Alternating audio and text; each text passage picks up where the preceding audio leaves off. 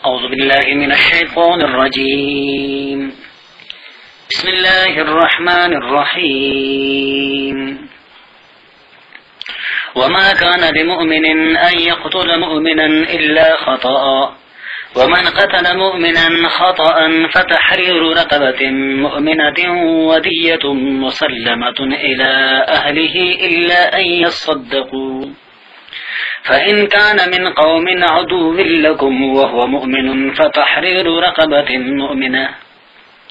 وإن كان من قوم بينكم وبينهم ميثاق فدية مسلمة إلى أهله وتحرير رقبة مؤمنة فمن لم يجد فصيام شهرين متتابعين توبة من الله وكان الله عليما حكيما. 5 پارے سورہ نساء کی یہ 13واں رکوع ہے، اور یہ رکوع آیت نمبر 92 سے لے کر آیت نمبر 97 تک کے آیتوں پر مشتمل ہے. گزشتہ رکوعات میں جہاد کے متعلق اللہ تبارک و تعالی نے کچھ احکامات نازل فرمائے. اللہ تبارک و تعالی اس رکوع میں اسی سلسلے کو آگے بڑھاتے ہوئے مسلمانوں کو یہ تاکید فرماتا ہے کہ ایسا نہ ہو کہ تم قتل و مقاتلے کا سلسلہ آپس میں ایک دوسروں کے ساتھ شروع کرو. اس لیے کسی مسلمان کے لیے کسی صورت میں یہ بات جائز نہیں ہے کہ وہ اپنے بے گناہ مسلمان بھائی پہ ہاتھ اٹھائیں اس کو قتل کرنے کے غرض سے. اس رکوع کے پہلے آیاتوں میں اللہ تبارک و تعالیٰ کا ارشاد ہے کہ وما کان لمؤمن، اور کسی مسلمان کا یہ کام نہیں ان یقتل مؤمنا، یہ کہ وہ قتل کرے کسی مسلمان کو الا خطأ، مگر غلطی سے. غلطی سے یہ ممکن ہے کہ کسی مسلمان کے ہاتھوں سے کوئی مسلمان قتل ہو جائے، مارا جائے، لیکن جان بوجھ کر کسی مسلمان سے یہ توقع ہی نہیں رکھنی چاہیے، اور نہ کسی مسلمان کے اسلام اس بات کی اجازت دیتا ہے کہ وہ کسی دوسرے مسلمان کو قتل کرے. اب اگر غلطی سے کسی مسلمان نے کسی دوسرے مسلمان کو قتل کیا تو اب وہ اس کا کفارہ کیا ہے؟ اللہ تبارک و تعالی نے اگلے جملے میں اس کی وضاحت فرمائی ہے کہ ومن قتل مؤمنا خطأ، اور جو قتل کرے کسی مسلمان کو غلطی سے تو فتحریر رقبۃ مؤمنۃ، تو وہ آزاد کرے ایک مسلمان غلام کو، ودیۃ مسلمۃ، اور دیت بھی ادا کرے، خون بہا بھی دیں، الی اہلہ، اس مقتول کے رشتہ داروں کو، الا ان یصدقوا، ہاں اگر وہ معاف کر دیں. قتل کے اصل میں 3 صورتیں ہو سکتی ہے. ایک وہ قتل جس کو قتل عمد کہا جاتا ہے، دوسرا وہ قتل کہ جو شبہ عمد ہوتا ہے، اور تیسری قسم قتل خطا کی ہے. قتل عمد وہ ہے جو ظاہراً قصداً ایسے آلہ کے ذریعے سے واقع ہو جو آہنی ہو، یا ایک ایسا آلہ ہو تیز دھار کہ جس سے عام طور پہ دوسرا شخص قتل ہوتا ہو. جان بوجھ کر اگر ایسے کسی چیز کے ذریعے کسی پہ وار کر دیا جائے اور وہ قتل ہو جائے اس وار سے، تو یہ قتل عمد کہلاتا ہے، یعنی جان بوجھ کر کے قتل کرنا. دوسری قسم ہے شبہ عمد کی. شبہ عمد وہ ہے کہ جو قصدن تو ہو مگر ایسے آلہ سے نہ ہو کہ جس سے انسان کے اجزاء تفریق ہو سکتی ہو، یعنی جس سے انسان کی موت واقع ہو سکتی ہو. تیسری قسم قتل خطا کی ہے. یہ قتل یا تو قصدن ہوتا ہے اور اس میں گمان کا عمل دخل ہوتا ہے، جیسے دور سے کسی آدمی نے تیر چلایا یا گولی چلائی شکار پر یا کسی دوسرے جانور پر، اور وہ جا کر کے اس سے کوئی انسان نشانہ بن جائے اور وہ بجائے جانور کے کسی آدمی کو جا کر کے لگے، تو اس میں خطا سے مراد غیر عمد ہے کہ اس نے جان بوجھ کر کے یہ کام نہیں کیا. بس دوسری اور تیسری دونوں قسمیں اس میں آ گئی جو آیات مذکورہ میں ہیں، اور اللہ تبارک و تعالی نے اس کی وضاحت فرمائی ہے. دیت جو واجب ہے جس کا تذکرہ اس آیت میں ہو چکا ہے کہ یہ ان لوگوں کو دی جائے گی کہ جو مقتول کے ورثہ ہے۔ اللہ تبارک و تعالیٰ کا ارشاد ہے فَإِن كَانَ مِن قَوْمٍ عَدُوٍّ لَكُمْ، اگر وہ شخص جو تمہارے ہاتھ سے مارا گیا ہے اگر وہ تمہارے دشمن کے قبیلے کا فرد ہے اور وہ تمہارے ہاتھوں سے غلطی سے مارا گیا وَهُوَ مُؤْمِنٌ اور ہو وہ مسلمان، تو اب فَتَحْرِيرُ رَقَبَةٍ مُؤْمِنَةٍ، اب صرف ایک غلام کو آزاد کرنا ہے۔ وَإِن كَانَ مِن قَوْمٍ بَيْنَكُمْ وَبَيْنَهُم مِيثَاقٌ، اور اگر وہ ایک ایسی قوم کا فرد ہو کہ تمہارے اور ان کے درمیان عہد پیمان ہو جنگ نہ کرنے کا، فدیۃ مسلمۃ الی اہلہ، تو اب خون بہا ادا کرنا ہے اس کے گھر والوں کو، اور ساتھ ساتھ وتحریر رقبۃ مؤمنہ، ایک مسلمان غلام کو آزاد کرنا ہے۔ فمن لم یجد، اب جو شخص غلام نہ پائے کہ جس کو آزاد کرے، جیسا کہ آج کے دور میں، تو اب فصیام شہرین متتابعین، اب وہ روزے رکھے 2 مہینے لگاتار، توبۃ من اللہ، اللہ سے گناہ بخشانے کی غرض سے۔ وکان اللہ علیما حکیما، اور ہے اللہ تبارک و تعالی جاننے والا حکمت والا۔ ان آیاتوں میں جو مسائل اللہ تبارک و تعالی نے ذکر فرمائے ہیں اس کی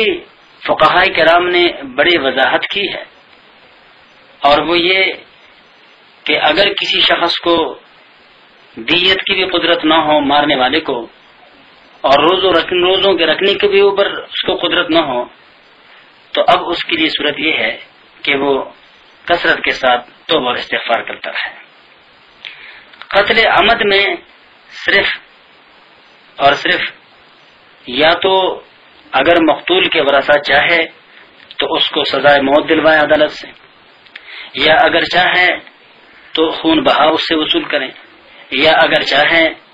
تو اس کو اللہ کے لیے معاف کر دیں۔ اس کے علاوہ قاتل پر کوئی کفارہ نہیں ہے۔ اللہ تبارک و تعالیٰ کا ارشاد ہے وَمَن يَقْتُلْ، اور جو کوئی قتل کرے گا مؤمناً کسی مومن شخص کو متعمداً جان بوجھ کر، فجزاؤہ جہنم، تو اس کا جگہ جہنم ہے، خالدن فیہا، وہ سدا پڑا رہے گا اس میں، وغضب اللہ علیہ، اور اللہ تبارک و تعالی اس پر سے ناراض ہوگا، ولعنہ، اور اللہ نے ایسوں پہ لعنت کی، واعد لہ عذابا عظیما، اور اللہ نے ایسوں کے لیے بڑا عذاب تیار کیا ہے۔ یا ایھا الذین آمنوا، اے وہ لوگو جو ایمان والے ہو، اذا ضربتم فی سبیل اللہ، جب تم اللہ کے راستے میں حالت سفر میں ہو، فتبینوا، بس تحقیق کر لیا کرو، ولا تقولوا، اور نہ کہو، لمن، اس شخص کو، القا الیکم السلام، جو تمہیں سلام کریں کہ لست مؤمنا، کہ تو مومن نہیں ہے، مسلمان نہیں ہے۔ یہ جو آیاتیں ہیں ایک خاص واقعہ کے متعلق نازل ہوئی۔ حضور نبی کریم صلی اللہ علیہ وسلم نے ایک سریہ، ایک جماعت مسلمانوں کے کفار کی سرکوبی کے لیے بھیجا۔ راستے میں ان کو ایک قبیلے کا چرواہا ملا۔ اس قبیلے کے چرواہے نے، کیونکہ بکریاں چرا رہا تھا، اس نے مسلمانوں کو دیکھ کر کے السلام علیکم کہا۔ مسلمانوں نے یہ سمجھا کہ شاید یہ بھی کافر ہے، اور اپنے جان اور مال بچانے کی غرض سے یہ اپنے آپ کو مسلمان ظاہر کرتا ہے، اس لیے اس کو مار ڈالا، اور اس کے مویشی وغیرہ اور اسباب وغیرہ انہوں نے لے لی، جس پر اللہ تبارک و تعالیٰ نے یہ آیات نازل فرمائی، اور یہ تاکید فرمائی کہ جب ایک شخص اپنے مسلمان ہونے کا اظہار کر لے تو پھر تمہیں تحقیق کرنا چاہیے کہ یہ شخص مسلمان ہے یا نہیں۔ محض اپنے خیال اور اپنے گمان پر چلتے ہوئے کسی کے جان لینے کی اجازت نہیں ہے۔ اللہ کا ارشاد ہے تبتغون عرض الحیات الدنیا، کیا تم دنیاوی زندگی کے اسباب چاہتے ہو تو فعند اللہ مغانم کثیرہ، اللہ کے ہاں بہت ساری غنیمتیں ہیں۔ کذالک کنتم من قبل، ایسے تم بھی تھے اس سے پہلے۔ فمن اللہ علیکم، پھر اللہ نے تم پہ فضل کیا، فتبینوا، سو اب تحقیق کر لیا کرو۔ ان اللہ کان بما تعملون خبیرا، بے شک اللہ تمہارے کاموں سے باخبر ہے۔ تو جن مسلمانوں کے ہاتھوں سے یہ معاملہ سرزد ہوا تھا، اللہ نے اس پر ناپسندیدگی کا اظہار فرماتے ہوئے آئندہ کے لیے مسلمانوں کو محتاط رویہ اپنانے کی تاکید فرمائی۔ لا یستوی القاعدون من المؤمنین، برابر نہیں بیٹھے رہنے والے مسلمانوں میں، غیر اولی الضرر، سوائے ان کے کہ جن کو کوئی عذر ہو، والمجاہدون فی سبیل اللہ، اور وہ کہ جو اللہ کے راستے میں جہاد کرنے والے ہیں، باموالہم وانفسہم، اپنے مالوں کے ذریعے، اپنے جانوں کے ذریعے. فضل اللہ المجاہدین باموالہم، اللہ نے بڑی فضیلت دے رکھی ہے لڑنے والوں کو اپنے مالوں کے ذریعے اور اپنے جانوں کے ذریعے، علی القاعدین، بیٹھنے والوں پر درجۃ، ایک درجہ. وکلا وعد اللہ الحسنى، اور اللہ نے ہر ایک سے بھلائی کا وعدہ کیا ہے. وفضل اللہ المجاہدین علی القاعدین اجرا عظیما، اور اللہ نے زیادہ کیا لڑنے والوں کو بیٹھنے والوں پر اجر عظیم کا. تو اللہ تبارک و تعالیٰ کے راستے میں جو لوگ اپنے جان اور اپنے مال کے ذریعے دین اسلام کی سربلندی اور تبلیغ کے ذریعے جو جہد کرتے ہیں، ان کے لیے زیادہ اجر ہے ان لوگوں کے بدلے مقابلے میں کہ جو لوگ مسلمان تو ہے لیکن بیٹھے ہوئے اللہ کی دین کی سربلندی کے لیے جدوجہد نہیں کرتے. لیکن اس سے وہ لوگ مستثنا ہیں کہ جو لوگ عذر رکھتے ہوں، اور وہ عذر یا تو بہت زیادہ بڑھاپا ہے، یا وہ خواتین ہوں، یا پھر وہ بچے ہوں. اللہ تبارک و تعالیٰ کا ارشاد ہے درجات منہ، یہ اللہ کی طرف سے درجے ہیں، ومغفرۃ، اور بخشش ہے، ورحمۃ، اور اس کی مہربانی ہے، وکان اللہ غفور الرحیم، اور ہے اللہ بخشنے والا بڑا مہربان. یعنی بخشش تو ان مسلمانوں کی بھی ہے جو راہ خدا میں جہاد نہیں کرتے ضرورت کے موقع پہ، لیکن جو ضرورت کے موقع پہ راہ خدا میں اپنے جان اور مالوں کو لڑاتے ہیں، وہ سب سے افضل ترین لوگ ہیں. وآخر دعوانا ان الحمدللہ رب العالمین. اعوذ باللہ من الشیطان الرجیم. بسم اللہ الرحمن الرحیم.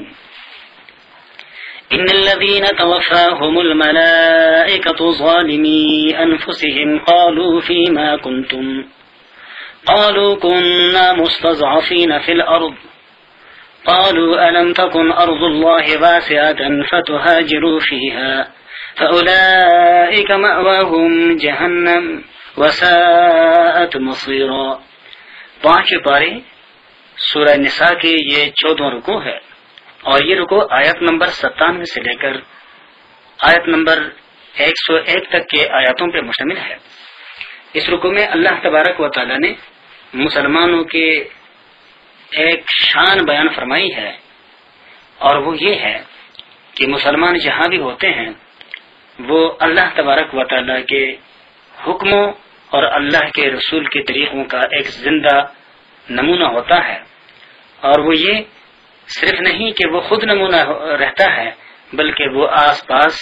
اپنے ماحول کو بھی اللہ کے ان پیارے حکموں اور اللہ کے رسول کے پیارے طریقوں سے معطر رکھنے کی کوشش کرتا ہے. یعنی وہ دوسروں کو بھی برائیوں سے روکتا ہے اور ان کو اللہ کے حکموں پر عمل پیرا ہونے کی طرف راغب کرتا رہتا ہے. لیکن اگر ایک مسلمان ایسا ہے اور ایک ایسے ماحول میں ہے کہ جہاں اس کے لیے اللہ کے حکموں پر عمل پیرا ہونا ممکن نہیں ہے، ایک ایسے ظالمانہ اور کافرانہ معاشرہ ہے، تو اب اللہ تبارک و تعالیٰ ایسے مسلمانوں کو حکم دیتا ہے کہ وہ اس معاشرے کو اللہ کے حکموں کی ادائیگی کے غرض سے ترک کرتے ہیں. اس لیے کہ کوئی بھی چیز اللہ کے حکموں کے مقابلے میں کوئی معنی نہیں رکھتی. اب جو لوگ یہ دعویٰ بھی کرتے ہوں کہ ہم اللہ پر اور آخرت پر ایمان رکھتے ہیں، اور پھر بھی وہ اللہ کے حکموں کی ادائیگی کے لیے اپنے علاقے اور اپنے ملک کو چھوڑنے پہ تیار نہ ہو، ایسے علاقے اور ایسے مجلس اور ایسی جگہ کہ جہاں رہ کر ان کے لیے اللہ کے حکموں پر عمل پیرا ہونا ممکن نہ ہو، تو اللہ تبارک و تعالیٰ فرماتے ہیں کہ اصل میں یہ خود کے ساتھ بے انصافی کرنے والے ہیں. چنانچہ حکم یہی ہے کہ جہاں مسلمان کے لیے اللہ کے حکموں پر عمل پیرا ہی ممکن نہ ہو، وہ اس جگہ سے ہجرت کر جائے، دوسری جگہ چلا جائے جہاں وہ آزادانہ طریقے سے اللہ کے حکموں پر عمل پیرا اختیار کر سکے. چنانچہ اللہ کا ارشاد ہے ان الذین، بے شک وہ لوگ توفاہم الملائکۃ، جن کے جان نکالتے ہیں فرشتے، ظالمی انفسہم، اس حالت میں کہ وہ اپنے آپ کا برا کر رہے ہوں. قالوا، وہ فرشتے کہتے ہیں فیما کنتم، کس حال میں تھے تم. قالوا، یہ کہتے ہیں کننا مستضعفین فی الارض، کہ ہم تو بے بس تھے اس ملک میں یا اس زمین میں. قالوا، وہ فرشتے کہتے ہیں الم تکن ارض اللہ واسعۃ، کیا نہیں تھی اللہ کی سرزمین کشادہ، فتہاجروا فیہا، پس تاکہ تم چلے جاتے اس کی طرف. اللہ فرماتا ہے فاولئک مأواہم جہنم، سو ایسوں کا ٹھکانہ آگ ہے، وساءت مصیرا، اور وہ بہت بری جگہ ہے پہنچ جانے کی. الا المستضعفین من الرجال والنساء والولدان، اللہ تبارک و تعالیٰ نے کچھ لوگوں کو اس شدید عذاب سے مستثنا فرمایا ہے۔ اللہ کا ارشاد ہے الا الذین، مگر وہ لوگ کہ المستضعفین من الرجال، جو بے بس ہیں مردوں میں، یعنی وہ ہجرت پہ قادر ہی نہیں ہے، اس علاقے کے چھوڑنے پہ قادر ہی نہیں ہے بڑھاپے کی وجہ سے یا بیماری کی وجہ سے، والنساء، اور خواتین میں سے، والولدان، اور بچوں میں سے، لا یستطیعون حیلۃ، کہ جو کوئی بھی تدبیر اختیار کرنے کا آپس میں استطاعت نہ رکھتے ہو، ولا یہتدون سبیلا، اور نہ وہ جانتے ہو کہیں کا راستہ، تو فاولئک، سو یہی لوگ ہیں، عسى اللہ، اللہ سے امید ہے، ان یعفو عنہم، یہ کہ اللہ ان کو معاف کر دے، وکان اللہ عفوا غفورا، اور اللہ ہے معاف کرنے والا، بخشنے والا۔ ومن یہاجر فی سبیل اللہ یجد فی الارض مراغما کثیرا وسعا، اب جو لوگ اللہ کے حکموں پر عمل پیرا ہونے کی غرض سے اپنے علاقوں کو یا اس جگہ کو کہ جہاں اس کے لیے اللہ کے حکموں پر عمل پیرا ہی ممکن نہیں ہے، اور وہ ہجرت کرنے پر، اس جگہ کے چھوڑنے پر قدرت رکھتا ہو، اور اس کے باوجود وہ دنیاوی مفادات کو ترجیح دیتے، اس جگہ کو نہیں چھوڑتے، تو اللہ فرماتے ہیں کہ جو راہ خدا میں ہجرت کر جاتے ہیں تو اللہ تبارک و تعالیٰ ان کو وسیع تر مال عطا فرمائے گا، خوشحالی اور راحت عطا فرمائے گا۔ ومن یہاجر فی سبیل اللہ، اور جو کوئی وطن چھوڑے اللہ کے راستے میں، یجد فی الارض مراغما کثیرا، وہ پائے گا اس کے مقابلے میں بہت سارا مال غنیمت، وسعتن، اور وسعتیں۔ ومن یخرج من بیتہ مہاجرا، اور جو کوئی نکلے اپنے گھر سے ہجرت کر کے، الی اللہ ورسولہ، اللہ اور رسول کی طرف، یعنی اللہ کے حکموں اور اللہ کے رسول کے طریقوں کو زندہ کرنے کے غرض سے، ثم یدرکہ الموت، پھر اس کو اسی حالت مہاجرت میں موت آئے، فقد وقع اجرہ علی اللہ، سو اس کا اجر اللہ کے ذمہ لازم ہو چکا، وکان اللہ غفور الرحیم، اور ہے اللہ تبارک و تعالی معاف کرنے والا، رحم کرنے والا۔ صحیح بخاری اور مسلم میں حضور نبی کریم صلی اللہ علیہ وسلم کا ایک حدیث ہے، آپ نے فرمایا کہ المہاجر من حجر ما نہى اللہ عنہ ورسولہ، یعنی مہاجر وہ ہے جو ان تمام چیزوں کو چھوڑ دے جن سے اللہ تعالیٰ اور اس کے پیارے رسول صلی اللہ علیہ وسلم نے منع فرمایا ہو۔ لہذا وہ شخص جو ایک جگہ سے دوسری جگہ کو چلا جاتا ہے، اپنا گھر تبدیل کر لیتا ہے، لیکن دوسری جگہ جا کر وہ اللہ کے منع کی ہوئی امور سے باز نہیں آتا، تو وہ حقیقی معنوں میں مہاجر کرانے کا مستحق نہیں ہے۔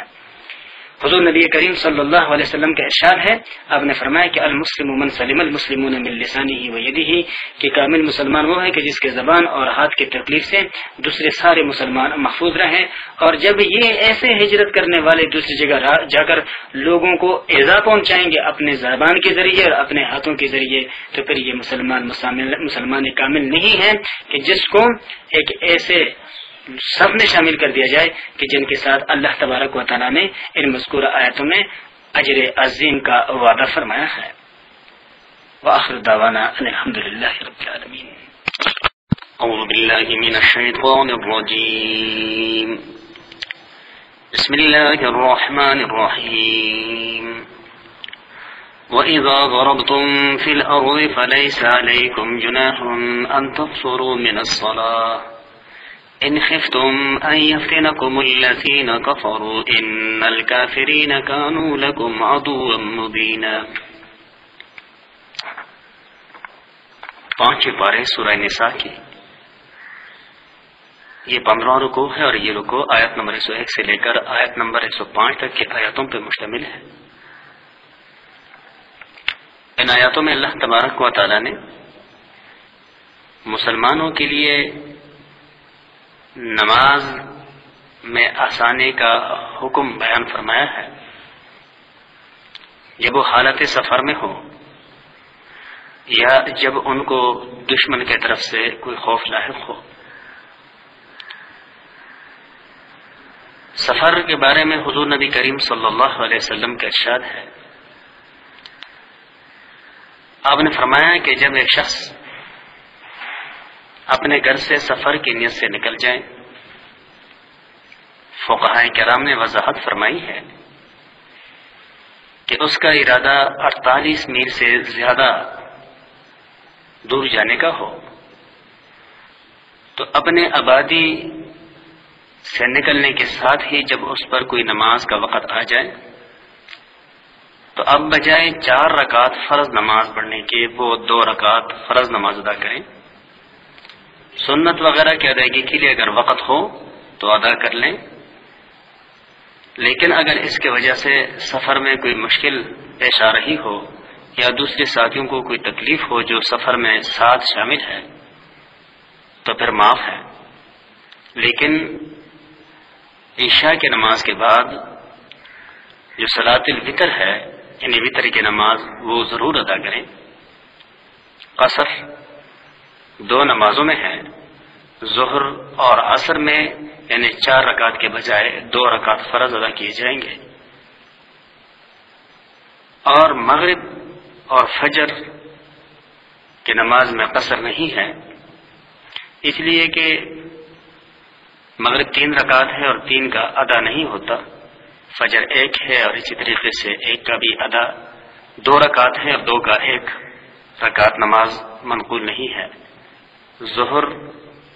عصر اور عشاء کے جو 4 رکعت نمازیں ہیں اس میں آدھی نماز کا حکم شریعت نے دیا ہے. چنانچہ اللہ تبارک و تعالیٰ کا ارشاد ہے وَإِذَا ضَرَبْتُمْ فِي الْأَرْضِ، اور جب تم سفر کرو زمین میں، فَلَيْسَ عَلَيْكُمْ، پس نہیں ہے تم پر، جناح کوئی گناہ، أَن تَقْصُرُوا مِنَ الصَّلَاةِ، یہ کہ کچھ کم کرو نماز میں سے. جس وقت یہ آیاتیں نازل ہوئی تو اس وقت مسلمانوں کا کوئی بھی سفر خطرے سے خالی نہیں ہوتا تھا کہ ہو سکتا ہے کہ سفر کے دوران کفار ان پر حملہ آور ہو. اس لیے اللہ تبارک و تعالیٰ نے اس اندیشے کا بھی آنے والے آیاتوں میں تذکرہ فرمایا ہے کہ ان خفتم، اگر تم کو ڈر ہو، ان یفتنکم الذین کفروا، یہ کہ ستائیں گے تمہیں وہ لوگ جو کافر ہیں. یہ غالب احوال کے پیش نظر اللہ تبارک و تعالیٰ نے یہ حکم نازل فرمایا. لیکن عمومی حالت میں بھی اگر سفر پر امن ہو تو بھی اللہ کے رسول نے فرمایا ہے کہ یہ اللہ کی طرف سے اور رخصت ہے جسے قبول کر لینا چاہیے. اگر 48 میل جو کہ تقریباً 72-73 کلومیٹر کا راستہ بنتا ہے اس سے زائد جانے کا سفر ہو تو پھر نماز میں قصر ہوگی. جہاں پہنچ کر اگر اس نے 15 دن سے زیادہ وہاں رہنا ہے تو پہنچتے ہی وہ پورا نماز پڑھنا شروع کریں. لیکن وہاں پر جہاں کے لیے اس نے سفر کرنا ہے وہاں پر پہنچ کر اس کے 15 دن سے کم رہنے کا ارادہ ہو تو پھر یہ باقی دن بھی وہاں قیام کے دورانیے میں بھی یہ قصر کی نماز ادا کرے گا. اللہ کا ارشاد ہے ان الکافرین کانوا لکم عدوا مبینا، بے شک کافر تمہارے صریح دشمن ہے. وَإِذَا كُنْتَ فِيهِمْ، اور جب آپ صلی اللہ علیہ وسلم ان لوگوں میں موجود ہو، فَأَقَمْتَ لَهُمُ الصَّلَاةَ، پس آپ کھڑا کرے ان کے لیے نماز، فَلْتَقُمْ طَائِفَةٌ مِّنْهُمْ، تو چاہیے کہ ایک جماعت ان کی کھڑی ہو ماں کا آپ کے ساتھ یعنی صحابہ کرام کے مسلمانوں کی، وَلْيَأْخُذُوا أَسْلِحَتَهُمْ، اور چاہیے کہ وہ ساتھ رکھے اپنے اسلحہ کو. یہ نماز خوف کے متعلق حکم ہے. گزشتہ آیات میں صلاۃ قصر اور اس آیت میں صلاۃ خوف ہے کہ اگر مسلمانوں کے فوجیں کفار کے فوج یا لشکر کے ساتھ آمنے سامنے ہوں اور مسلمانوں کے لیے ان سے چشم پوشی اختیار کرنا یا غفلت برتنا ممکن نہ ہو تو پھر اس بارے میں احادیث میں مختلف صورتیں اللہ کے رسول نے بیان فرمائی ہے. ان میں ایک تو یہ ہے کہ وہاں پر مورچوں میں قائم فوج یا مجاہدین کی 2 حصے کر دی جائے. ایک تو دشمن پر نظر رکھنے کے لیے مستعد اور تیار کھڑا ہے اور ایک جماعت اپنی نماز ادا کریں. جب یہ نماز کی ادائیگی سے فارغ ہو جائیں تو پھر یہ مورچوں میں چلے جائیں اور جو مورچوں میں بیٹھے ہوئے ہیں دشمن کے مقابلے میں وہ آ کر کے اپنی نماز کو ادا کریں. دوران نماز یہ اپنے ضروری اسلحے کو اپنے پاس رکھیں اس لیے کہ حالت جنگ میں. ایک صورت تو یہ ہے. اور دوسری صورت یہ ہے کہ اگر یہ صلاۃ خوف سفر کے دورانی میں پیش آیا ہے یعنی اتنا دور سفر میں ہے یہ مجاہدین یا یہ فوج کہ جہاں پر ان کے لیے مکمل نماز نہیں بلکہ نماز قصر ہو تو اس کی ایک صورت یہ بھی ہے کہ دوگانہ نماز میں یعنی 2 رکعت والی نماز میں امام کھڑا ہو جائے اور وہاں پر موجود سپاہیوں کے فوج کے یا پھر مجاہدین کے ایک گروہ دشمن کے مقابلے میں کھڑا ہو اور ایک گروہ امام کے ساتھ آ کر کے ایک نماز پڑھ لیں، ایک رکعت نماز پڑھ لیں۔ جب امام دوسری رکعت کے لیے کھڑا ہو جائے تو یہ گروہ یا یہ جماعت سلام پھرے بغیر مورچوں میں جا کر دشمن کے مقابلے میں کھڑے ہو جائیں اور وہ آ کر کے امام کے ساتھ دوسری رکعت میں شامل ہو۔ جب امام اپنا سلام پھیر دیں تو یہ لوگ سلام پھیرے بغیر مورچوں میں چلے جائیں، وہ لوگ اپنی ایک رکعت نماز ادا کر لیں، اور جب وہ فارغ ہو جائے تو پھر یہ لوگ اپنے ایک رکعت نماز جو ان کی رہ گئی تھی وہ ادا کر لیں علیحدہ طور پہ۔ نماز کے دورانیے میں اتنے بڑے پیمانے پہ نقل و حرکت ان کے نماز کے لیے فساد کا باعث نہیں بنتا، اس لیے کہ یہ حالت جنگ ہے۔ اللہ تبارک و تعالیٰ کا ارشاد ہے کہ فَلْتَقُمْ طَائِفَةٌ مِّنْهُمْ، چاہیے کہ ایک جماعت ان دشمنوں کے مقابلے میں کھڑے ہوں اور ساتھ ہی اپنا اسلحہ بھی رکھیں، اور ایک جماعت وہ آ کر کے آپ کے ساتھ نماز پڑھیں، اور نماز کے دورانیے میں وَلْيَأْخُذُوا أَسْلِحَتَهُمْ، ان کو چاہیے کہ یہ اپنا اسلحہ اپنے ساتھ رکھیں۔ فَإِذَا سَجَدُوا، پھر جب یہ سجدہ کر لیں یعنی ایک رکعت نماز ادا کر لیں، فَلْيَكُونُوا مِن وَرَائِكُمْ، بس چاہیے کہ یہ پیچھے چلے جائیں یعنی مورچوں میں، وَلْتَأْتِ طَائِفَةٌ أُخْرَىٰ، اور چاہیے کہ وہ دوسری جماعت آ جائے، لم يصلوا، جنہوں نے نماز نہیں پڑھی، فَلْيُصَلُّوا مَعَكَ، وہ آپ کے ساتھ نماز پڑھیں یعنی دوسری رکعت میں شامل ہو۔ وَلْيَأْخُذُوا حِذْرَهُمْ، اور چاہیے کہ اپنے بچاؤ کا سامان پاس رکھیں، وَأَسْلِحَتَهُمْ، اور اپنے ہتھیار کو بھی، اس لیے کہ وَدَّ الَّذِينَ كَفَرُوا، چاہتے ہیں وہ لوگ جو کافر ہیں، لو تغفلون، کہ کسی طرح سے تم بے خبر ہو جاؤ، عن اسلحتکم، اپنے اسلحہ سے، وامتیاتکم، اور اپنے بچاؤ کے سامان سے، فیمیلون علیکم میلۃ واحدہ، پس وہ حملہ آور ہو جائے تم پر ایک بار ہی حملہ آور ہونا۔ ولا جناح علیکم، اور تم پر کچھ گناہ نہیں، ان کان بکم اذی من مطر، اگر تم کو تکلیف ہے بارش کی وجہ سے، او کنتم مرضی، یا تم بیمار ہو، ان تضعوا اسلحتکم، یہ کہ تم اتارے رکھو اپنے اسلحہ کو، وخذوا خضرکم، اور اپنے ضرورت کے بچاؤ کا سامان پاس رکھو۔ ان اللہ اعد للکافرین عذابا مہینا، بے شک اللہ نے کافروں کے لیے ذلت آمیز عذاب تیار رکھا ہے۔ روایت میں آتا ہے کہ صحابہ کرام حضور نبی کریم صلی اللہ علیہ وسلم کے ساتھ ایک غزوے میں تھے، نماز کا وقت ہوا تو نماز چونکہ اہم ترین فرائض میں سے ہے جس کا کسی صورت میں معافی کا حکم نہیں ہے، تو مسلمان نماز کی ادائیگی کے لیے کھڑے ہوئے، کفار ان کو دیکھ رہے تھے کہ بھئی وہ نماز میں بالکل دنیا و معافیہ سے بے خبر ہو کر ایک اللہ کی طرف متوجہ ہیں، اور وہ دیکھتے رہے۔ مسلمانوں نے نماز ادا کی تو نماز سے فراغت کے بعد انہوں نے مسلمانوں کے ایسی سوئی سے فائدہ نہ اٹھا کر کے انہوں نے افسوس کرنا شروع کیا کہ بھئی ہمیں تو ان مسلمانوں پر نماز کے دوران ہی حملہ آور ہو جانا چاہیے تھا، اس لیے کہ ان کے پاس تو نہ اسلحہ ہے اور نہ ان کی توجہ دائیں بائیں تھی، تو انہوں نے ارادہ کیا کہ دوسری نماز کے دوران یہ میں مسلمانوں پہ حملہ آور ہو جائیں گے، لیکن اللہ نے دوسری نماز کے وقت کے آنے سے پہلے مسلمانوں کے لیے یہ حکم نازل فرمایا کہ بھئی جب نماز ادا کرنا شروع کرو تو ایک جماعت دشمن کے مقابلے میں مستعد اور تیار رہو، اس لیے کہ کافر چاہتے ہیں کہ تم پر ایک بار ہی حملہ آور ہو جائے۔ فَإِذَا قَضَيْتُمُ الصَّلَاةَ، پھر جب تم نماز پڑھ چکو، فَاذْكُرُوا اللَّهَ، تو یاد کرو اللہ کو، قیاماً کھڑے ہوئے بھی، وَقُعُودًا، اور بیٹھنے کی حالت میں بھی، وَعَلَىٰ جُنُوبِكُمْ، اور اپنے کروٹوں کے بل بھی یعنی لیٹتے ہوئے بھی، یعنی ہر حال میں، قیام میں اور بیٹھے لیٹے ہر حال میں اللہ تبارک و تعالیٰ کو یاد رکھو۔ فَإِذَا اطْمَأْنَنْتُمْ، پس جب تم مطمئن ہو جاؤ یعنی تم پر سے دشمن کا خوف جاتا رہے، فَأَقِيمُوا الصَّلَاةَ، تو درست طریقے سے نماز قائم کرو، اس لیے کہ نماز کو ٹھیک طریقے سے اسی صورت میں ادا کیا جا سکتا ہے کہ جب وہ اپنے ظاہری وجود کے ساتھ ساتھ وہ دلی طور پہ بھی اللہ تبارک و تعالیٰ کی طرف یکسو ہو، اور ظاہر بات ہے کہ یہ دشمن سے مقابلے کے دورانیے میں ممکن نہیں ہے، تو اللہ نے دشمن کے ساتھ مقابلے کے دورانیے میں تو یہ آسانی عطا فرمائی کہ بھئی وہ دائیں بائیں اگر گھوم جائیں تو اس سے ان کے نماز میں کوئی خلل واقع نہیں ہوگا، لیکن جب وہ مطمئن ہو جائے اور دشمن کی طرف سے بے خوف ہو جائے تو اب نماز کو اسی طرح سے ادا کریں جس طرح کے ادا کرنے کا حکم ہے، یعنی پوری یکسوئی کے ساتھ۔ ان الصلاۃ کانت علی المؤمنین کتابا موقوتا، بے شک نماز مسلمانوں پر فرض ہے اپنے مقررہ وقتوں کے اندر۔ حضور نبی کریم صلی اللہ علیہ وسلم کا ارشاد ہے،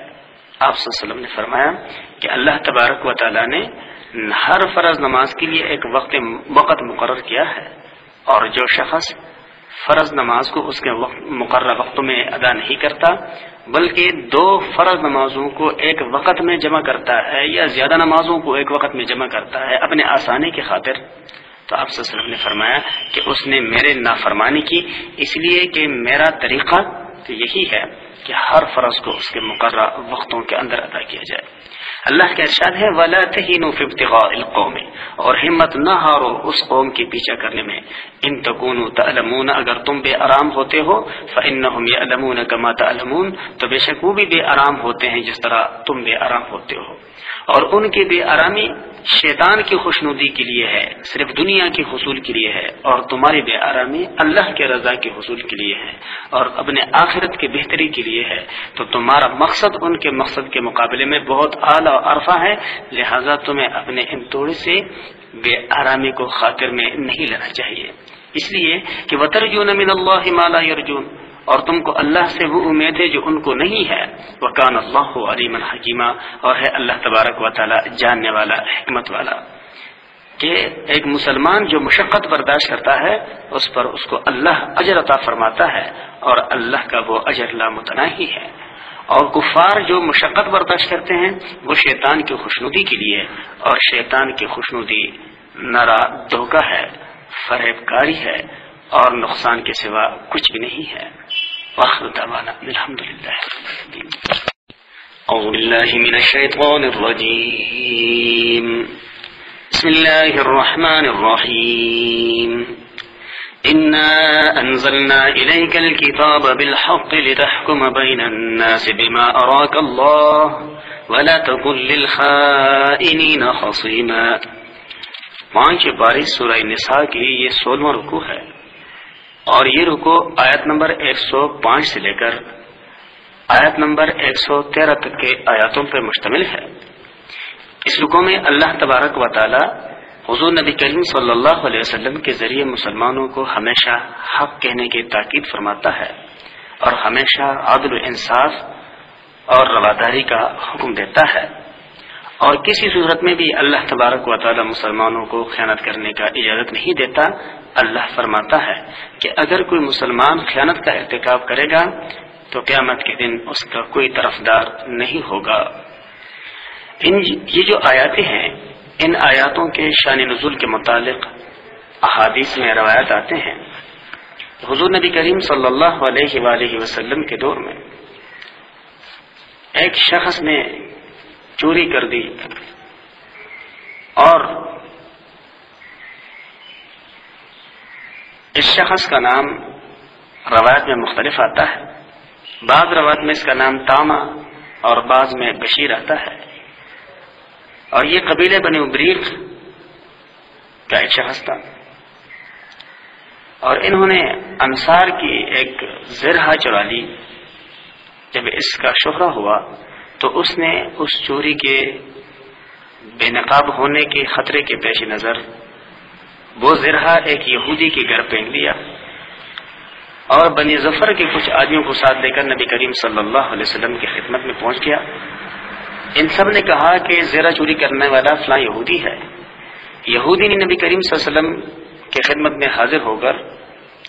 اور اس نے کہا کہ بنی ابریق نے زرہ چوری کر کے میرے گھر پھینک دی ہے۔ بنی ظفر اور بنی ابریق یعنی طامہ یا بشیر وغیرہ ہوشیار تھے، اور نبی کریم صلی اللہ علیہ وسلم کو باور کراتے رہے کہ چور یہودی ہی ہے، اور وہ طامہ پر الزام لگانے میں جھوٹا ہے۔ نبی کریم صلی اللہ علیہ وسلم بھی ان کے چکنی چھپڑی باتوں سے متاثر ہونے لگے، اور قریب تھا کہ حضور نبی کریم صلی اللہ علیہ وسلم انصاری کو چوری کے الزام سے بری کر کے یہودی پر چوری کا فرد جرم عائد فرما دیتے کہ اللہ تبارک و تعالیٰ نے یہ آیات نازل فرمائی، اور اللہ تبارک و تعالیٰ نے یہ بات بھی واضح فرمائی ہے۔ حضور نبی کریم صلی اللہ علیہ وسلم کے ذریعے سے آپ صلی اللہ علیہ وسلم نے فرمایا ہے کہ اگر کوئی شخص اپنے کلام کے فصاحت اور بلاغت کی وجہ سے کسی دوسری کے چیز کا اپنے حق میں فیصلہ کروا لے عدالت سے یا حاکم وقت سے، تو آپ صلی اللہ علیہ وسلم نے فرمایا ہے کہ عدالت یا حاکم وقت کے فیصلے سے وہ چیز اس شخص کے لیے حلال نہیں ہوتی جس کا یہ نہیں تھا۔ حضور نبی کریم صلی اللہ علیہ وسلم نے ارشاد فرمایا کہ بھئی میں بھی تمہارے طرح انسان ہوں، تم میرے پاس اپنے اختلافی مسائل کو لے کے آتے ہو اور میں تمہارے ظاہری کلام کو سن کر اور ظاہری تحقیق کی بنیاد پہ فیصلہ کرتا ہوں، لیکن تم میں سے اگر کسی شخص نے اپنے کلام قوت سے کسی دوسری کا حق دبانے میں کامیابی حاصل کر لی اور میں نے اس کے لیے فیصلہ کیا تو یہ نہ کہو اور نہ سمجھو کہ میرا وہ فیصلہ کرنے کی وجہ سے وہ چیز اس کے لیے حلال ہوگی، بلکہ وہ حرام اپنے جگہ حرام ہی رہے گا۔ چنانچہ اللہ تبارک و تعالیٰ کا ارشاد ہے انا انزلنا الیک الکتاب، بے شک ہم نے اتاری ہے آپ صلی اللہ علیہ وسلم کی طرف کتاب بالحق سچی، لتحکم بین الناس تاکہ آپ لوگوں کے درمیان فیصلہ کریں، بما اس کے مطابق اراک اللہ جو تجھ کو اللہ نے سمجھایا ہے، ولا تکن للخائنین خصیما، اور تو نہ ہو جانا دھوکہ بازوں کی طرف سے جھگڑا کرنے والا یعنی طرفداری کرنے والا، واستغفر اللہ اور اللہ تبارک و تعالیٰ سے بخشش مانگیے، ان اللہ کان غفور الرحیم، بے شک اللہ بخشنے والا مہربان ہے۔ ولا تجادل عن الذین، اور مت جھگڑیے ان لوگوں کی طرف سے یختانون انفسہم جو اپنے ساتھ دھوکہ کرتے ہیں، اپنے ساتھ خیانت کرتے ہیں، ان اللہ لا يحب من كان خوانا اثیما، بے شک اللہ کو پسند نہیں ہے جو کوئی ہو دھوکہ باز اور گناہگار۔ تو اس میں مسلمانوں کے لیے اور بالخصوص اختلافی مسائل میں تصفیہ کرنے والے مسلمانوں کے لیے اور ان کی وکالت کرنے والوں کے لیے یا بالفاظ دیگر وکیلوں کے لیے ایک نصیحت ہے کہ اگر ان کے سامنے کسی فریق کا گناہگار ہونا واضح ہو تو وہ اس کو بے گناہ ثابت کرنے کی کوشش نہ کریں، اس لیے کہ وہ گناہگار ہے تو وہ اللہ کے ہاں گناہگار ہی رہے گا، اگرچہ کوئی وکیل اپنے قوت کلامی کے ذریعے اس کو عدالت سے بے گناہ ثابت کیوں نہ کرے۔ اللہ تبارک و تعالیٰ کا یہی ارشاد ہے کہ مسلمانوں ولا تجادل عن الذین، اور طرفداری مت کرو ان لوگوں کی طرف سے یختانون انفسہم جو اپنے ساتھ دھوکہ کرتے ہیں، اس لیے کہ یہ اپنے ساتھ دھوکہ ہے،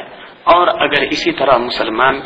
ظالموں کو بے گناہ ثابت کرتے رہیں گے تو پھر معاشرے کے اندر فساد پھیلتا رہے گا، اس لیے کہ ظالموں کو یقین ہو جائے گا، گناہگاروں کو یقین ہو جائے گا کہ بھئی ہم کتنے ہی بڑے پیمانے پر گناہ کیوں نہ کریں، بہرحال ہمیں ہمارے بے گناہی ثابت ہو جائے گی اور ہم پھر آزاد ہو جائیں گے۔ تو اس طریقے سے ظلم اور بے انصافی کرنے والوں کو شہ ملے گی۔ یستخفون من الناس، وہ شرماتے ہیں لوگوں سے، اس لیے اپنے آپ کو بے گناہ ثابت کرنے کی کوشش کرتے ہیں، لیکن ولا یستخفون من اللہ، ان کو اللہ سے حیا نہیں آتی۔ وَهُوَ مَعَهُمْ، اور ان کے ساتھ ہے، اذ یبیتون، جب وہ مشورے کرتے ہیں راتوں کو، ما ایسے باتوں کا، لا یرضى من القول کہ ان باتوں سے اللہ راضی نہیں۔ وَكَانَ اللَّهُ بِمَا يَعْمَلُونَ مُحِيطًا، اور ہے اللہ جو کچھ وہ کر رہے ہیں سب اللہ کے گرفت میں ہے۔ تو جو گناہگار اپنے آپ کو باوجود گناہگار ہونے کے بے گناہ ثابت کرنے کے لیے مشاورت کرتے رہتے ہیں کہ یہ کہا جائے، یوں کہا جائے، یہ طریقہ اختیار کیا جائے، وہ تو لوگوں سے اپنے آپ کو پاک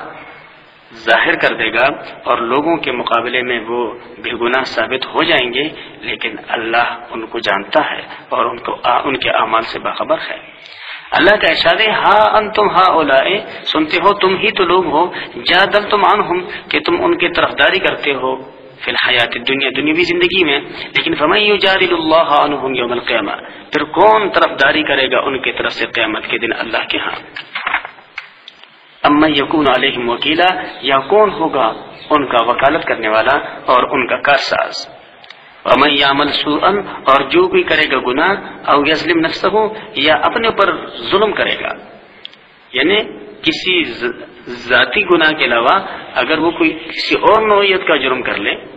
ثم یستغفر اللہ، پھر اللہ سے استغفار کر لیں، تو یجد اللہ غفور الرحیم، وہ اللہ کو بخشنے والا مہربان پائے گا۔ تو بجائے اس کے کہ اس جھوٹ کو سچ ثابت کریں، اللہ فرماتا ہے کہ میرے ہاں اس کے مقابلے میں بہتر یہ ہے کہ وہ استغفار کر لیں، میں اس کے گناہ کو بخش دوں گا۔ وَمَن يَكْسِبْ اِثْمًا، اور جو کوئی کرے گناہ، فَإِنَّمَا يَكْسِبُهُ عَلَى نَفْسِهِ،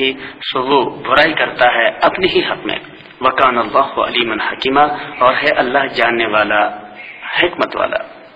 وَمَن يَكْسِبْ خَطِيئَةً، اور جو کوئی کرے گناہ، خطا کاری اور اسمن یا گناہ ثم یرمی به بریئا، پھر اس کا تہمت لگا دے کسی بھی گناہ پر، فقد احتمل بہتانا و اسما مبینا، تو یقیناً اس نے اپنے سر لیا ایک بڑا طوفان اور صریح گناہ۔ تو اس آیات میں اللہ تبارک و تعالی نے تہمت لگانے کی ممانعت فرمائی ہے کہ یہ بہت بڑی زیادتی ہے، ظلم ہے کہ کام ایک کریں اور پھر اس کو کسی دوسرے شخص کے ذمہ لگا دیں، تو یہ جھوٹ بھی ہے اور یہ بے انصافی بھی ہے اور یہ ایک بے گناہ شخص کو گناہ گار ثابت کرنا بھی ہے۔ تو یہ کئی حوالوں سے ایک مسلمان کے پاک اور صاف زندگی کو دار بنانے کی کوشش کرنا ہے، جو کہ اللہ کے نظر میں انتہائی ناپسندیدہ ہے۔ وآخر دعوانا ان الحمدللہ رب العالمین۔ اعوذ باللہ من الشیطان الرجیم، بسم اللہ الرحمن الرحیم، ولولا فضل الله عليك ورحمته لهمت طائفة منهم أن يضلوك وما يضلون إلا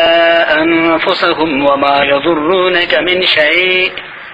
وأنزل الله عليك الكتاب والحكمة وعلمك ما لم تكن تعلم وكان فضل الله عليك عظيما۔ 5 پارے سورہ نساء کی یہ 17واں رکوع ہے، اور یہ رکوع آیت نمبر 113 سے لے کر آیت نمبر 116 تک کے آیاتوں پر مشتمل ہے۔ اس رکوع میں اللہ تبارک و تعالی آپ صلی اللہ علیہ وآلہ وسلم سے مخاطب ہے، اور اس خطاب میں اس گزشتہ رکوع کے تسلسل کو اللہ تبارک و تعالی نے جاری رکھا ہوا ہے۔ پہلے رکوع میں یہ بات ہو گزری ہے کہ جن لوگوں نے خیانت خود کی تھی اور پھر اس خیانت اور چوری کا الزام ایک بے گناہ غیر مسلم پہ لگایا، اور پھر حضور نبی کریم صلی اللہ علیہ وآلہ وسلم سے اپنے حق میں فیصلہ کرانے کے لیے وہ لوگ سرگرم عمل رہے۔ اللہ تبارک و تعالی نے اس رکوع میں اس بات کی وضاحت فرمائی کہ ہم نے آپ پہ بڑا فضل و کرم کیا کہ آپ ان لوگوں کے باتوں میں نہیں آئے، ورنہ وہ لوگ تو آپ کو ناکامی سے ہمکنار کرنے کی کوشش کر رہے تھے، لیکن وہ آپ کو کیا ناکام بناتے، بلکہ وہ خود ناکامیوں سے ہمکنار ہو گئے اور اپنے فریب کے آپ ہی شکار ہو گئے۔ اللہ تبارک و تعالیٰ کا ارشاد ہے، وَلَوْلَا فَضْلُ اللَّهِ عَلَيْكَ، اور اگر نہ ہوتا تجھ پر اللہ کا فضل وَرَحْمَتُهُ، اور اس کی رحمت، لَهَمَّتْ طَائِفَةٌ مِّنْهُمْ، تو قصد کر چکی تھی ان میں سے ایک جماعت، أَن يُضِلُّوكَ، یہ کہ آپ کو بہکا دیں، وما يضلون، اور وہ بہکا نہیں سکتے، الا انفسهم، مگر اپنے آپ کو، وما يضرونك من شيء، اور وہ آپ کا کچھ بھی نہیں بگاڑ سکتے، اس لیے کہ وانزل اللہ علیک الکتاب، اور اللہ نے اتاری آپ پر کتاب یعنی قرآن، والحکمت، اور دانائی کی باتیں، وعلمک ما لم تکن تعلم، اور آپ کو وہ باتیں سکھائی جو آپ جانتے نہ تھے، یعنی قرآن کی باتیں۔ وَكَانَ فَضْلُ اللَّهِ عَلَيْكَ عَظِيمًا، اور اللہ کا فضل آپ پر بہت بڑا ہے۔ تو اس آیت میں یہ بات واضح ہوئی کہ اللہ تبارک و تعالی اپنے رسولوں کی حفاظت فرماتا ہے، اور رسولوں سے ایک ایسا کام سرزد نہیں ہونے دیتا کہ جو گناہ کے زمرے میں آتا ہو۔ اگر کوئی شخص یا کوئی قوم پیغمبر کو بہکانے کی کوشش کریں تو اللہ تبارک و تعالی فوری طور پہ اپنے رسول اور پیغمبر کے رہنمائی فرما کر درست امور کی طرف ان کو متوجہ فرما لیتے ہیں۔ اللہ تبارک و تعالیٰ کا ارشاد ہے، لا خیر فی کثیر من نجواہم، ان کے اکثر مشورے کوئی اچھی نہیں ہے، الا من امر بصدقۃ، مگر جو کوئی کہے صدقہ کرنے کو، او معروف، یا کسی نیکی کے کام کو، او اصلاح بین الناس، یا لوگوں کے درمیان صلح کرانے کو، یعنی اگر ان امور کے لیے آپس میں سرگوشیاں کی جائے تو ان میں خیر ہی خیر ہے۔ ومن يفعل ذلك ابتغاء مرضات الله، اور جو کوئی یہ کام کرے اللہ کی خوشی کے لیے، فسوف نؤتیہ اجرا عظیما، سو ہم جلد اس کو بہت بڑا اجر عطا فرمائیں گے۔ اللہ تبارک و تعالی کے راستے میں صدقہ اور خیرات کرنا، اس کے بہت زیادہ فضیلت ہے۔ حضور نبی کریم صلی اللہ علیہ وآلہ وسلم نے اپنے امت کے لوگوں کو بہت زیادہ ترغیب دی ہے کہ اگر کسی اور کے پاس راہ خدا میں خرچ کرنے کے لیے کچھ بھی نہ ہو سوائے ایک کھجور کے دانے کے برابر یا ایک کھجور کا دانہ ہی کیوں نہ ہو، اگر وہ نیک نیتی سے اس کو خرچ کرے گا تو اللہ اس کو روز محشر احد کے پہاڑ کے جتنا اجر و ثواب عطا فرمائے گا۔ دوسری جو بات اللہ نے ارشاد فرمائی ہے کہ او معروف یا نیکی کی بات یا نیکی کا کام کسی کو سمجھا دے، تو حضور نبی کریم صلی اللہ علیہ وسلم نے فرمایا کہ الدال علی الخیر کفاعلہ، کسی نیکی کے کام کی طرف کسی کو راغب کرنا ایسا ہے جیسا کہ خود نیکی کا کام کرنا، یعنی جس طرح براہ راست اللہ تبارک و تعالی نیکی کے کام کے کرنے پر اجر عطا فرماتا ہے، ایسے ہی اللہ تبارک و تعالی نیکی کے کام کی طرف ترغیب دینے والے کے عمل کا بھی اس ترغیب دینے والے کو اتنے ہی اجر عطا فرماتا ہے۔ اور اصلاح بین الناس، یا لوگوں کے درمیان صلح کرانے کی غرض سے، دو مسلمان بھائی اگر ناراض ہوں اور ان کے درمیان صلح کی جائے تو اللہ کے رسول صلی اللہ علیہ وسلم نے اس کو بہت بڑے اجر و ثواب کا باعث عمل قرار دیا ہے۔ چنانچہ ایک حدیث میں ہے کہ ایسے لوگوں کو نفل روزوں اور نفل نمازوں اور نفل صدقات اور خیرات سے بھی افضل اللہ تبارک و تعالی اجر عطا فرماتا ہے۔ یہ حدیث ترمذی اور مسند احمد میں ہے۔ ومن يشاقق الرسول، اور جو کہ مخالفت کرے رسول کی، من بعد ما تبین له الهدى، بعد اس کے کہ اس پر سیدھی بات کھل چکی، ويتبع غیر سبیل المؤمنین، اور وہ چلے مسلمانوں کے راستے کے برخلاف، تو نولیہ ما تولی، ہم اس کو حوالہ کر دیں گے اسی طرف کہ جس طرف کو اس نے اختیار کیا، یا ہم اس کو وہی پہنچا دیں گے جہاں وہ پہنچنا چاہتا ہے، وَنُصْلِيهِ جہنم، اور اس کا ٹھکانہ آگ ہے، وَسَاءَتْ مَصِيرًا، اور وہ بہت بری جگہ ہے پہنچ جانے کی۔ تو جو بندہ اپنی نیت کے مطابق نافرمانیوں کی طرف قدم بڑھانا چاہے تو اللہ تبارک و تعالیٰ اس کے لیے وہ راستے آسان کر لیتا ہے، نافرمانیوں کے کام اس کے لیے آسان کر دیتا ہے۔ اور اگر کوئی شخص فرمانبرداری کی طرف نیتی کے ساتھ قدم بڑھانا چاہے تو اللہ تبارک و تعالیٰ اس کے لیے وہ نیکی کے کاموں کے لیے اللہ اس کے لیے آسانی پیدا فرما لیتا ہے۔ اور حضور نبی کریم صلی اللہ علیہ وسلم کی حدیث میں آتا ہے، آپ نے فرمایا کہ نیکی کے کام کے کرنے کے ارادے پر ہی اللہ تبارک و تعالیٰ اس کو ایک نیکی عطا فرما لیتا ہے۔ وآخر دعوانا ان الحمدللہ رب العالمین۔ اعوذ باللہ من الشیطان الرجیم، بسم اللہ الرحمن الرحیم۔ ان اللہ لا يغفر ان يشرك به ويغفر ما دون ذلك لمن يشاء ومن يشرك بالله فقد ضل ضلالا بعيدا۔ 5ویں پارے سورہ نساء کی یہ 18واں رکوع ہے، اور یہ 18واں رکوع آیت نمبر 116 سے لے کر آیت نمبر 127 تک کے آیاتوں پر مشتمل ہے۔ اس رکوع میں اللہ تبارک و تعالی نے بنیادی طور پہ توحید کا ذکر فرمایا ہے، اور توحید اس چیز کا نام ہے کہ اللہ اپنے ذات اور اپنے مخصوص صفات میں اکیلا ہے، اس کا کوئی شریک نہیں، اور جو بھی شخص اللہ کے ذات میں یا اللہ کی صفات میں کسی اور کو شریک کرے گا تو گویا وہ اللہ کے حق کو چھیننا چاہتا ہے۔ اللہ تبارک و تعالی ایسے خیانت کرنے والے کی معافی نہیں فرمائے گا۔ اللہ تبارک و تعالیٰ اس بات کی بھی وضاحت فرماتا ہے کہ انسانوں کو اللہ کے ساتھ شرک کے کرنے پر شیطان آمادہ کرتا ہے، اس لیے کہ شیطان جب اللہ کے رحمتوں سے نا امید ہوا اور اس کی بنیاد انسان قرار پایا تو اس نے اللہ کے حضور کھڑے ہو کر کے اللہ تبارک و تعالیٰ کے سامنے قسم اٹھائی کہ میں بھی اس انسان کو آرام سے نہیں رہنے دوں گا، اور ان میں سے ایک بہت بڑا حصہ اپنا ہم نوا بنا لوں گا۔ چنانچہ اللہ تبارک و تعالیٰ کا ارشاد ہے، ان اللہ، بے شک اللہ، لا یغفر، نہیں بخشتا، ان یشرک بہ، یہ کہ جو بھی اس کا شریک کرے، جو اللہ کے شریک کرتا ہے کسی کو تو اللہ اس شریک کرنے والے کو کی معافی نہیں فرمائے گا اگر اسی شرک پر اس کی موت واقع ہوئی۔ وَيَغْفِرُ مَا دُونَ ذَلِكَ، اور بخشتا ہے اس کے سوا، لمن یشاء، جس کو چاہے۔ اللہ چاہے تو کسی کی گناہ بالکل معاف کر دے، اور اللہ چاہے تو اس گناہوں کی سزا قیامت کے دن اس کو دے دیں اور پھر جنت میں بھیج دیں. لیکن شرک ایک ایسی بے انصافی ہے کہ جہنم میں جل کر بھی یہ گناہ معاف نہیں ہے. اللہ کا ارشاد ہے وَمَن يُشْرِكْ بِاللَّهِ، اور جو کچھ جس نے بھی شریک ٹھہرایا اللہ کا فَقَدْ ضَلَّ ضَلَالًا بَعِيدًا، تو وہ گمراہ ہو گیا بہت دور کی گمراہی میں پڑ کر. دوسری جگہ اللہ تبارک و تعالی نے ارشاد فرمایا ہے، انشاءاللہ آگے آئے گا کہ وَمَن يُشْرِكْ بِاللَّهِ فَقَدْ حَرَّمَ اللَّهُ عَلَيْهِ الْجَنَّةَ، کہ جس نے بھی اللہ کے ساتھ شرک کیا تو اللہ نے اس پر جنت کو حرام قرار دیا. شرک کی دو قسمیں ہیں جی.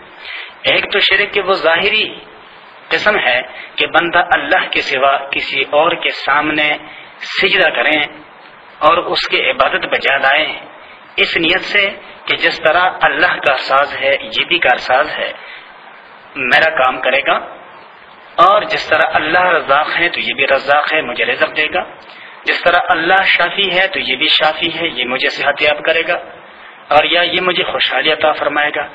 تو جس نے بھی اللہ کے ان ذاتی صفات کو کسی اور میں جان کر اس کے پوجا کی تو اس نے شرک کیا. دوسری قسم شرک کی ہے جی شرک خفی، اور شرک خفی یہ ہے کہ بندہ بظاہر عمل تو اللہ کے لیے کرے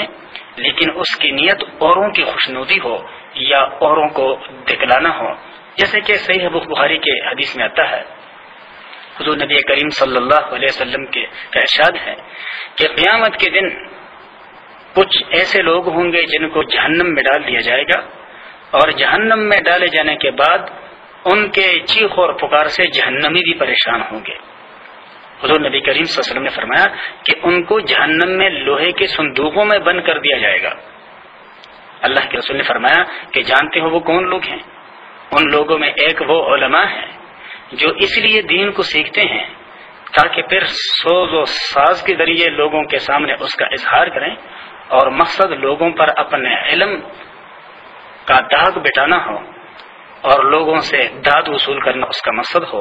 اللہ کی رضا اس کا مقصد نہ ہو.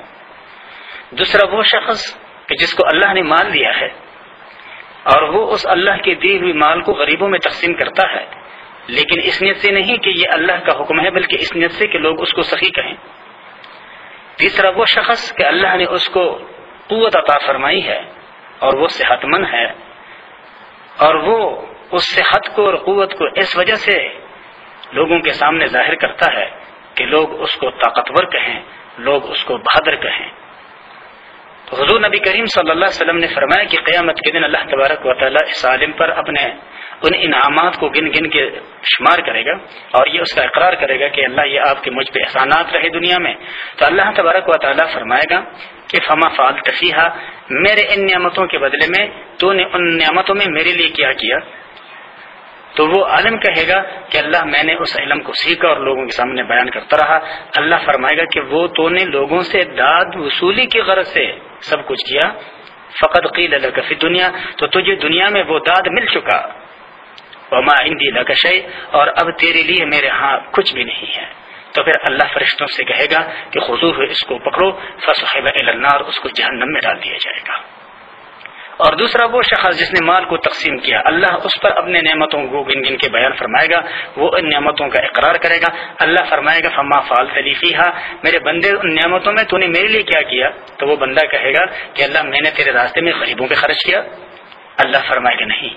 وہ تو نے میرے رضا کے لیے نہیں بلکہ اس لیے لیقال لک سخی، تاکہ آپ کو صحیح کہا جائے کہ یہ بڑا صحیح شخص ہے، اور آپ کو صحیح کہا گیا دنیا کے اندر. تو جن سے تو نے داد وصول کرنا تھا وہ تجھے داد دے چکے، اب میرے پاس تیرے لیے کوئی بدلہ نہیں ہے. اسی طریقے سے جس کو اللہ نے قوت عطا فرمائی اور جس نے اپنے جان کو قربان کر دیا، تو اس سے کہا جائے گا کہ تو نے میرے لیے کیا کیا؟ وہ کہے گا کہ اللہ میں نے اپنے جان کو تیرے راستے میں قربان کر دیا. اللہ فرمائے گا تو نے میرے رضا کے لیے نہیں بلکہ اس لیے لیقال لک جری، تاکہ تجھے بہادر کا لقب ملے. فقد قیل لک فی الدنیا، تجھے دنیا میں بہادری کا یہ لقب مل چکا. تو یہ وہ شرک ہے کہ جو بظاہر تو اللہ کے لیے کیا جاتا ہے یہ عمل، لیکن نیت چونکہ غیروں کو خوشنودی کا حصول ہے، لہذا اللہ تبارک و تعالیٰ کے ہاں یہ بڑی قربانی بھی قبولیت کے درجے کو نہیں پہنچتی. اسی طریقے سے انسان جو بھی عمل کرتا ہے اور اگر اس میں اللہ کے ساتھ ساتھ اوروں کی خوشنودی مقصد ہو تو وہ شرک خفی کے زمرے میں آتا ہے۔ اللہ کا ارشاد ہے کہ ان یدعون من دونہ، اللہ کے سوا نہیں پکارتے الا اناسا، مگر عورتوں کو، یعنی جو لوگ مشرکین تھے وہ کچھ ایسے ناموں کو پکارتے تھے کہ جو عورتوں جیسے نام تھے۔ وَإِن يَدْعُونَ إِلَّا شَيْطَانًا مَرِيدًا، اور وہ نہیں پکارتے مگر شیطان سرکش کو، لعنہ اللہ، جس پر اللہ نے لعنت کی۔ وقال، اور اس نے کہا، لَأَتَّخِذَنَّ مِنْ عِبَادِكَ، میں لوں گا تیرے بندوں میں سے نصیبا مفروضا، اپنا ایک مقررہ حصہ، کہ میں بندوں کا ایک بہت بڑا اپنا گروہ، اپنا ہم نوا بنا لوں گا۔ اور پھر شیطان نے اس طرح سے کہا کہ وَلَأُضِلَّنَّهُمْ، میں ان کو بہکاؤں گا، وَلَأُمَنِّيَنَّهُمْ، اور ان کو امیدیں دلاؤں گا، وَلَآمُرَنَّهُمْ، اور ان کو سکھلاؤں گا، فَلَيُبَتِّكُنَّ آذَانَ الْأَنْعَامِ، کہ وہ چیرے جانوروں کے کان، وَلَآمُرَنَّهُمْ، اور میں سکھلاؤں گا ان کو، فَلَيُغَيِّرُنَّ خَلْقَ اللَّهِ، کہ وہ بدلے اللہ کے بنائے ہوئے صورتیں، وَمَن يَتَّخِذِ الشَّيْطَانَ وَلِيًّا، اور جو کوئی بنائے شیطان کو دوست، من دون اللہ، اللہ کو چھوڑ کر، فقد خسر خسرانا مبینا، تو یقیناً وہ بڑے صریح نقصان میں۔ جھوٹی امیدیں دلانا کہ بھئی یہ گناہ کر لو، بعد میں معافی مانگ لو، معاف ہو جائے گا، یقیناً اللہ معاف کرنے والا ہے، لیکن کیا دانشمندی ہے کہ کوئی شخص کسی سے کہیں کہ بھئی ہاتھ آگ میں ڈال دو، بعد میں دوا لگا کر ٹھیک ہو جاؤ گے۔ اسی طریقے سے شیطان بھی انسانوں کو جھوٹی امیدیں دلاتا ہے۔ اور پھر بعض لوگ وہ ہے کہ جو جانوروں کے کانوں کو اس نیت سے چیرتے ہیں کہ بھئی اس کی وجہ سے جانور جو ہے وہ صحت مند رہتے ہیں، حالانکہ صحت کان کی چیرنے میں نہیں، بلکہ صحت تو اللہ تبارک و تعالیٰ کے فضل سے ملتی ہے۔ اللہ تبارک و تعالیٰ کا ارشاد ہے، یعدہم، وہ ان کو وعدہ دیتا ہے یعنی شیطان، ویمنیہم، اور ان کو امیدیں دلاتا ہے، وما یعدہم الشیطان الا غرورا، اور جو کچھ وعدہ دیتا ہے ان کو شیطان سو وہ سب فریب اور دھوکہ ہے۔ حضور نبی کریم صلی اللہ علیہ وسلم نے اس کی ایک مثال بیان فرمائی ہے کہ شیطان بندے کو کیسے دھوکہ دیتا ہے۔ مثلا جب نماز کے لیے اذان ہو جاتی ہے تو بندہ جب تیاری پکڑتا ہے مسلمان کہ وہ وضو کر کے مسجد میں جائیں، تو شیطان آ کر کے اسے کہتا ہے کہ بھئی بہت سارا وقت ہے، وضو کر لو گے نماز کے لیے چلے جاؤ گے، وہ پھر سو جاتا ہے۔ جب نماز کا وقت قریب آ جاتا ہے اور وہ مسلمان پھر ارادہ کرتا ہے تو وہ پھر اسے کہتا ہے کہ بھئی اگر نماز مسجد میں نہیں پڑھی تو اتنی رکعت تو پڑھنی ہے، گھر کے اندر پڑھ لو گے، کیا مسجد میں اللہ ہے یہاں نہیں ہے؟ تو بندہ پھر مطمئن ہو کر کے لیٹ جاتا ہے کہ چلیں جی اب نماز تو ہو گئی ہوگی، گھر کے اندر پڑھ لوں گا، وقت بہت ہے۔ جب وقت نکلنے لگتا ہے اور بندہ پھر ارادہ کرتا ہے نماز کا، تو شیطان پھر اس کو امیدیں دلاتا ہے کہ بھئی اگر نہیں پڑھی تو اللہ غفور الرحیم ہے، تجھے معاف کر دے گا، اور اس طریقے سے امید دلا کر شیطان بندے کو اللہ کا نافرمان بنا لیتا ہے۔ اللہ کا ارشاد ہے، اولئک مأواہم جہنم، ایسوں کا ٹھکانہ جہنم ہے، ولا یجدون عنہا محیصا، اور وہ اس جہنم سے کہیں بھی بھاگنے کی جگہ نہیں ان کو ملے گا۔ والذین آمنوا، اور وہ لوگ جو ایمان لائے، وعملوا الصالحات، اور جنہوں نے اچھے اعمال کیے، سندخلہم جنات، ہم ان کو داخل کریں گے باغوں میں، ایسے باغیں تجری من تحتها الانہار، جن کے نیچے نہریں بہ رہی ہوں گی، خالدین فیہا، رہیں گے وہ اس میں ابدا ہمیشہ، وعد اللہ حقا، یہ اللہ کا سچا وعدہ ہے، ومن اصدق من اللہ قیلا، اور اللہ سے سچا کون ہو سکتا ہے۔ لیس بامانیکم ولا امانی اہل الکتاب من یعمل سوءا یجز به ولا یجد له من دون اللہ ولیا ولا نصیرا۔ یہ جو آیاتیں ہیں مفسرین نے یہ وضاحت فرمائی ہے کہ کچھ لوگ مسلمانوں کے اور کچھ اہل کتاب آپس میں بیٹھے ہوئے تھے اور اپنے مذہب کے بارے میں گفتگو ہو رہی تھی، تو اہل کتاب نے کہا کہ بھئی ہم مسلمانوں سے افضل ہیں، اس لیے کہ ہمارا پیغمبر ان کے پیغمبر سے پہلے، ہمارے لیے کتاب ہدایت ان کے لیے کتاب ہدایت سے پہلے، اس لیے ہم افضل ہیں۔ مسلمانوں نے کہا کہ بھئی ہم افضل ہے اس لیے کہ ہمارا پیغمبر سب سے آخری پیغمبر خاتم النبیین ہے، اور ہمارا کتاب اللہ کا آخری مکمل کتاب ہے، لہٰذا ہم تم سے افضل۔ اللہ تبارک و تعالیٰ نے یہ آیات نازل فرمائی کہ محض امیدوں سے کامیابی نہیں ملتی، نہ مسلمانوں کو اور نہ اہل کتاب کو، جس نے برے اعمال کیے وہ اس کا سزا پائے گا۔ اللہ کا ارشاد ہے، لیس بامانیکم، نہیں ہے تمہاری امیدوں پر مدار، ولا امانی اہل الکتاب، اور نہ اہل کتاب کی امیدوں پر، من یعمل سوءا، جو بھی برا کام کرے گا، یجز به، اس کو اس کی سزا ملے گی، ولا یجد له من دون اللہ ولیا ولا نصیرا، اور وہ نہ پائے گا اللہ کے سوا اپنا کوئی حمایتی اور نہ کوئی مددگار۔ ومن يعمل من الصالحات من ذکر او انثى، اور جو بھی کرے گا عمل صالح، خواہ وہ عمل صالح کرنے والا مرد ہو یا عورت، وہ مؤمن اس حال میں کہ وہ ایمان رکھتا ہو، تو فاولئک يدخلون الجنۃ، بس یہی وہ لوگ ہیں کہ ان کو جنت میں داخل کر دیا جائے گا، ولا یظلمون نقیرا، اور ان کا حق ضائع نہ ہوگا ایک تل کے برابر بھی۔ تو عمل صالح اور اللہ کے ہاں وہ مقبول ہے کہ جو ایمان کے ساتھ ہو، اور جو کوئی شخص بظاہر اچھا عمل کرتا ہے لیکن اگر اس کے ساتھ ایمان نہیں ہے تو اس کی مثال اس بےتنے سبز شاخ کی طرح ہے کہ جو دیکھنے میں تو سبز دکھائی دیتا ہے لیکن اس کا وہ سبزہ چند لمحات کے لیے ہوتا ہے یا چند گھنٹوں اور چند دنوں کے لیے ہوتا ہے، اور پھر وہ خوش ہو کر کے گر جاتا ہے، ختم ہو جاتا ہے۔ تو ایسے ہی ایک غیر مسلم کے اگر کچھ اچھے اعمال ہیں تو وہ اچھے اعمال صرف دنیاوی زندگی کے حد تک ہے، اللہ اس نیک عمل کی وجہ سے اس کو دنیا میں خوشحالی عطا کرتا ہے، اس کو صحت عطا کرتا ہے، اس کی نیک نامی لوگوں میں بناتا ہے، بس اس غیر مسلم شخص کے نیکیوں کا بدلہ اللہ اس کو دنیا میں اس طرح سے دے دیتا ہے۔ ومن احسن دینا ممن اسلم وجهه للہ، اور اس سے بہتر کس کا دین ہوگا جس نے پیشانی رکھی اللہ کے حکم پر، وہ محسن اس حال میں کہ وہ نیکی کے کاموں میں لگا ہوا ہو،